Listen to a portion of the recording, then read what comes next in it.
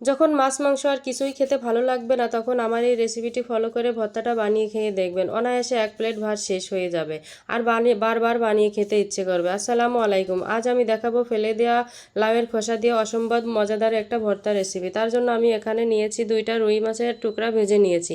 ওই একই প্যানে আমি দিয়ে দিয়েছি লাউয়ের খোসাগুলো আর একটা পেঁয়াজ, 3টা কাঁচামরিচ আর দিয়েছি একটা রসুন। এখন আমি সামান্য লবণ হলুদ দিয়ে কিছুক্ষণ আমি ভর্তাটা সিদ্ধ করে নেব। এখন ওই প্যানের মধ্যে সামান্য তেল দিয়ে আমি কিছু শুকনো মরিচ ভেজে নিয়েছি। এখন এ পর্যায়ে দিয়ে দিচ্ছি কিছু কাঁচা ধনিয়া পাতা। কাঁচা ধনিয়া পাতা দেওয়া হয়ে গেলে আমি 2-3 মিনিটের জন্য নাড়াচাড়া করে নেব। আর 2-3 মিনিট নাড়াচাড়া করা হয়ে গেলে এখন আমি এ পর্যায়ে দিয়ে দেবো আগে থেকে ভেজে রাখা মাছগুলো, কাটা বেছে দিয়ে দেব।